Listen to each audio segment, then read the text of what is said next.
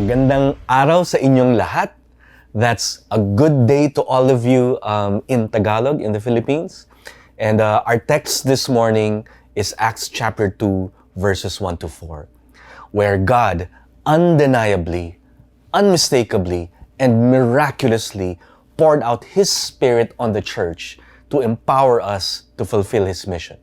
It was a supernatural and eternal breaking into our everyday reality, filling us and empowering us to do His work. The chapter opens on the day of Pentecost, which was how the Greeks called the Jewish Feast of the Harvest. It was an annual thanksgiving to God for the wheat harvest. But over the years, it also became the anniversary of the giving of the law to Moses and Israel on Mount Sinai. And so it was against this backdrop where chapters 1 to gives us a picture of the disciples together in one place, devoted in prayer and in one accord.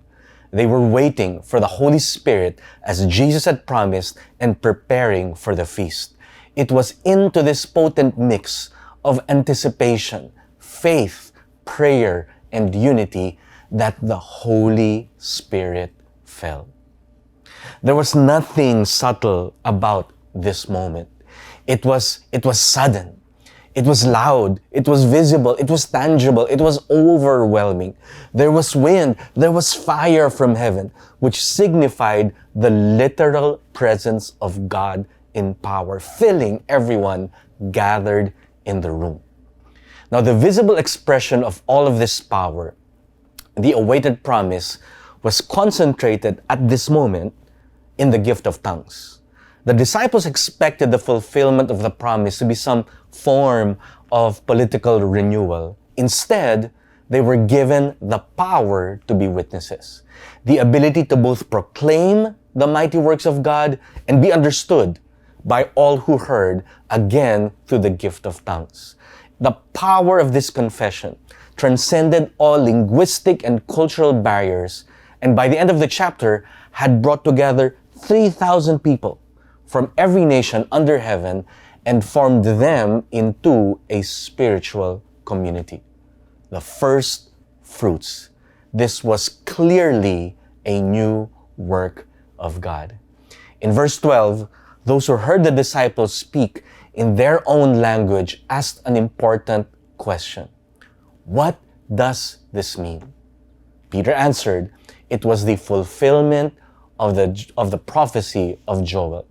God has poured out His Spirit on all flesh. The Holy Spirit has broken into our daily lives, personally, individually, forming us into a witnessing community. It is an infilling that becomes an outreach to the ends of the earth. It is a devotion to God that becomes a call to peoples of the world. It is the new era of the Spirit and the church together. Pentecost was Christ's answer to His own prayer in Matthew chapter 9, verses 37 to 38, to send more laborers to the field because the harvest was ripe, but the workers few.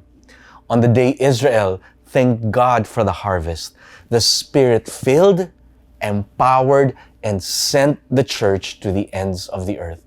This was the epicenter of the book of Acts, of the church, and of the mission of God to the world. Even as Christ did His works through the Spirit, so the church will do His works by the power of the same Spirit. Even as the Spirit anointed Christ at His baptism on the river Jordan to launch Him into His ministry, the infilling of the Spirit empowers us into our ministry. The promise of Pentecost is available to us today, every day, for life and for witness. As we yield to and put our faith in the Holy Spirit, He empowers us to walk in the victory and the work of God every day in our lives.